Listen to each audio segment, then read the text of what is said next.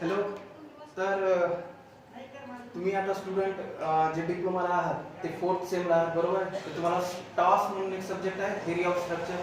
त्याच्या अगोदर mechanics of structure पाहिला, मॉस. त्याच्या अगोदर खूप खूप वर्षापूर्वी मेकॅनिक्स पाहिला, बरोबर आहे. तर मग जरी तुमचा ऑनलाईन गेला असेल किंवा ऑफलाईन गेला असेल पेपर, पण स्टेज बाय स्टेज हा सगळे सब्जेक्ट आहेत. ओके. जर मेकॅनिक्स चांगला शिकला असेल तर मॉस चांगला येईल, आणि मॉस चांगला शिकला असेल तर हा टॉस येईल. ओके. म्हणजे बेस प्रत्येकाचा एकामागे एक आहे. तर सगळ्यात पहिल्यांदा हा पहिला चॅप्टर आहे तुमचा, डायरेक्ट स्ट्रेस आणि बेंडिंग स्ट्रेस. ओके. तर मॉस मध्ये तुम्ही शिकलात मग की बाबा स्ट्रेस म्हणजे काय असतो, P/A सगळ्यांना फॉर्म्युला पाठ आहे. पण स्ट्रेस म्हणजे काय असतो, तर इंटरनल रेझिस्टिव्ह फोर्स पर क्रॉस सेक्शनल एरिया, बरोबर आहे. पण आता डायरेक्ट स्ट्रेस काय, बेंडिंग स्ट्रेस काय, ते झालं. आता तुम्ही मार्क पण चांगले घ्याल, मला माहित आहे मॉस मध्ये. आता टॉसची बारी आहे, ठीक आहे. तर पहिला चॅप्टर आहे डायरेक्ट स्ट्रेस आणि बेंडिंग स्ट्रेस.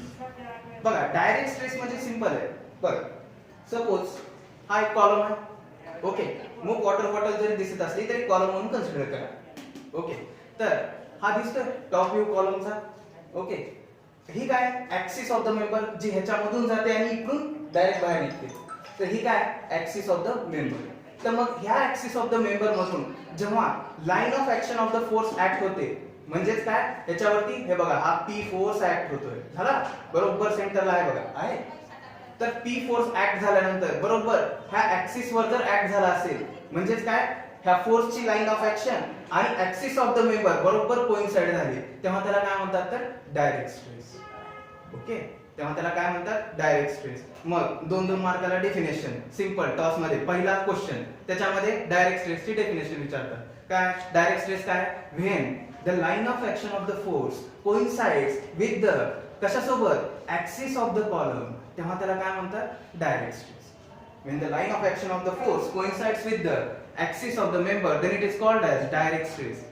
जरा इंग्लिश मधून चांगलं वाटते ना, पण मराठीतून अगोदर समजून घ्यायला पाहिजे. ओके. कारण आपण विचार कशातून करतो, मराठीतून करतो. ज्या दिवशी तुम्ही इंग्लिश मधून विचार करायला लागाल त्या दिवशी तुम्हाला इंग्लिश मधून डायरेक्टली बोलता येईल.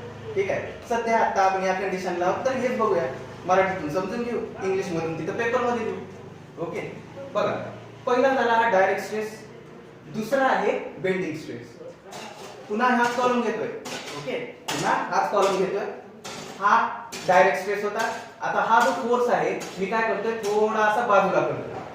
हे दिसतंय ना, आहे का.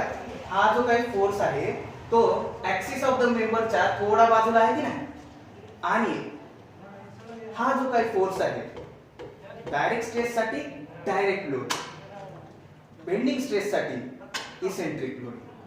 लक्षात येते. मग डायरेक्ट लोड काय किंवा इसेंट्रिक लोड काय, त्याच्या डेफिनेशन आपण मॉस मध्ये पाहिल्यात, ते पण सांगतोय. When the line of action of the load does not coincide with the axis of the member, बरोबर आहे, तेव्हा तो कोणता लोड असतो, तर इसेंट्रिक लोड असतो. आणि ह्या लोड मुळे येणारा स्ट्रेस कोणावरती, मेंबर वरती, तो म्हणजे काय, तर bending stress.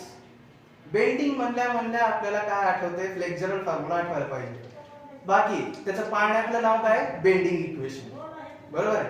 M/I, F/Y, E/R, F ला आपण सिग्मा म्हणतो, बरोबर आहे. तो सिग्मा त्याच्या बाजूला काय होता, छोटासा b, बरोबर आहे. तर मग हा सिग्मा b तो आहे. सांगतो फ्लेक्झरल फॉर्म्युला काय आहे काय नाही ते सगळं सांगतो, पण छोटीशी कन्सेप्ट आहे बघा, थिअरी ऑफ स्ट्रक्चर आहे ना, मग थिअरी थोडीशी समजून घ्यायला पाहिजे ना आपल्याला. मग थिअरी ऑफ स्ट्रक्चर मध्ये बघा, थोडं लक्ष द्या, फक्त बघा, नीट लक्ष द्या. ह्यामध्ये सगळ्यात पहिल्यांदा तुम्हाला फोर्स दिसतोय P, बरोबर आहे. त्याची लाईन ऑफ ऍक्शन दिसते, रेड कलर मध्ये दिसते. Okay. He axis of the member आहे, ती पण दिसते. मग ह्या दोन्ही कोइन्साइड होत आहेत का, आधी सारखं आहे का, ते वॉटर बॉटल सारखं नाही. ह्या दोघांमध्ये काय ना काहीतरी डिस्टन्स आहे, बरोबर आहे.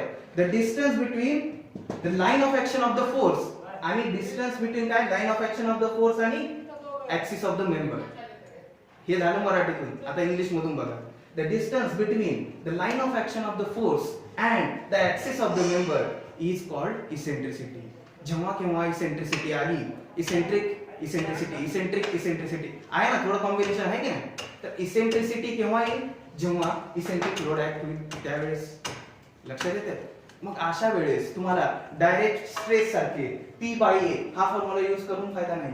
बेंडिंग होणार आहे तिथं. बेंडिंग आलं म्हणजेच काय, फ्लेक्झरल फॉर्म्युला.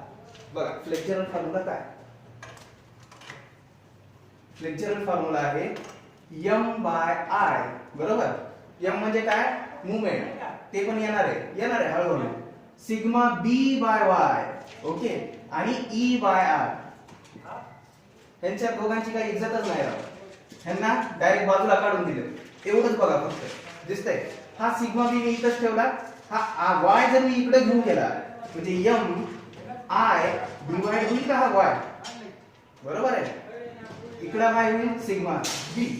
मग आपल्याला एक छोटीशी कन्सेप्ट बघितली आपण, झेड सेक्शन मॉड्युलस, बरोबर आहे. I/Y म्हणजे काय असतो, तर सेक्शन मॉड्युलस.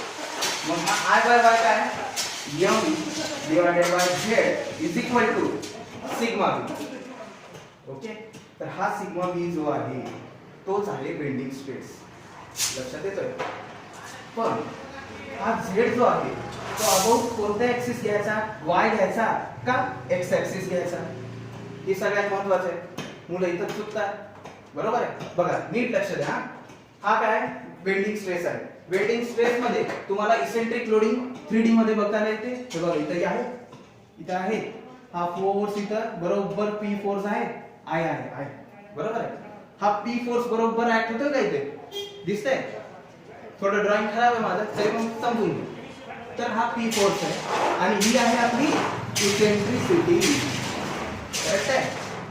मग जर तुम्हाला हा फोर्स बरोबर इथं जर आणायचा असेल डायरेक्ट स्ट्रेस सारखा, तर हा फोर्स इथं घेऊन येता येते ना, पण एकटा येत नाही. हा सोबत कोणाला तरी घेऊन येतो, मान्य आहे. हा काय, P फोर्स आहे, बरोबर आहे, तो फोर्स.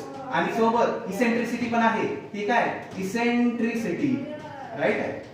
तो फोर्स, ती इसेंट्रिसिटी, मूवमेंट है भाई, मूवमेंट है ना, तो फोर्स, ती इसेंट्रिसिटी. म्हणजे मूवमेंट येणार. हा फोर्स जर मी हा इथं घेऊन आला बरोबर डायरेक्टली, तर P सोबत घेऊन काय येणार, मूवमेंट घेऊन येणार की नाही. आणि कोणत्या ऍक्सिसच्या अबाउट लागते ती अबाउट लागते ही y ऍक्सिस, दिसते ना, y ऍक्सिस म्हणून लिहिलं, करेक्ट आहे. म्हणजे फोर्स येताना सोबत काय घेऊन येईल, मूवमेंट घेऊन येईल. आणि हीच ती मूवमेंट आहे ज्याच्यामुळे बेंडिंग होते. हा जो कॉलम आहे सपोज असा हा बेंड होतो, बरोबर आहे. त्याच्यामुळे काय आहे, बेंडिंग स्ट्रेसची कन्सेप्ट आहे. मग अबाउट कोणत्या ऍक्सिस लागतो, हा मूवमेंट कोणत्या ऍक्सिसला लागते, y ऍक्सिसला लागते. आणि ही y ऍक्सिसला मूवमेंट लागते, म्हणून हा ZYY तुम्हाला काढावा लागेल. लक्षात येते. प्रॉब्लेम मध्ये तुम्हाला सांगितलं जात नाही की ZYY च्या रिस्पेक्टिव्ह ना काढा, आमच्या इथं मूवमेंट कशाला लागते, y ऍक्सिसला लागते असं सांगितलं जात नाही. टेक्निकल लँग्वेज राहते. आतापर्यंत तुम्हाला भरपूर अनुभव आला असेल मेकॅनिक्स आणि मॉस स्टडी करून, बरोबर आहे. आता ही तर थिअरी ऑफ स्ट्रक्चर आहे, त्याच्यामध्ये थिअरी पण बघायची, त्याचं ऍप्लिकेशन लावायचं प्रॉब्लेम मध्ये. लक्षात येत आहे. तर फॉर्म्युला होतो तुमचा हा सिग्मा 0 म्हणजेच काय, direct stress P/A, bending stress M/Z. Z कोणता, डिपेंड करते की मूवमेंट कोणत्या ऍक्सिसच्या अबाउट लागते. ओके, हे दोन महत्त्वाचे फॉर्म्युले. मग डायरेक्ट स्ट्रेस आणि बेंडिंग स्ट्रेस काढल्यानंतर तुम्हाला मॅक्सिमम स्ट्रेस आणि मिनिमम स्ट्रेस ह्या दोन कन्सेप्ट काढावे लागतात किंवा प्रॉब्लेम मध्ये विचारतात. मग रिझल्टंट मॅक्सिमम स्ट्रेस काय आणि रिझल्टंट मिनिमम स्ट्रेस काय, हे दोन काढावं लागतं. अवघड नाहीये काही, ओके, काहीही अवघड नाही. ह्या दोन गोष्टी जर मिळाल्या तुम्हाला, सिग्मा 0 आणि सिग्मा बी. बघा सिग्मा मॅक्स कसा काढायचा, सिग्मा मॅक्स डायरेक्ट स्ट्रेस आणि बेंडिंग पण काय, स्ट्रेसच आहे, दोघांची ऍडिशन करून टाका. तुम्हाला मॅक्सिमम स्ट्रेस भेटेल की नाही, भेटेल, मी सांगतो ना भेटेल. मग सिग्मा मिनिमम, हा जो काही सिग्मा मिनिमम आहे तो कसा भेटेल, तर डायरेक्ट स्ट्रेस मधून तुम्ही बेंडिंगचा इफेक्ट जर काढून टाकला तर मिनिमम रिझल्टंट स्ट्रेस किती त्या मेंबर वरती ऍक्ट होतो हे तुम्हाला इथं भेटून जाईल. तर अशा प्रकारे तुम्हाला पहिल्या प्रॉब्लेमचं मी थोडंसं फक्त सोल्युशन किंवा एक कन्सेप्ट सांगितलं. ही कन्सेप्ट फार महत्त्वाची आहे. बऱ्याच जणांना इसेंट्रिक लोडिंग काय, डायरेक्ट लोडिंग काय हे माहित नसतं. हे माहित असेल तर डायरेक्ट स्ट्रेस आणि बेंडिंग स्ट्रेस काढायला काहीही प्रॉब्लेम येणार नाही. हाच तुमचा पहिल्या चॅप्टरचा मेन मोटो आहे. बघा आवडलं तर अजून 2-3 व्हिडिओ टाकेन मी. पुढच्या व्हिडिओमध्ये मी तुम्हाला एक प्रॉब्लेम देईन आणि प्रॉब्लेम मध्ये ही मुवमेंटची कन्सेप्ट कशी ऍक्ट होते हे पण तुम्हाला सांगेन. Okay, all the best.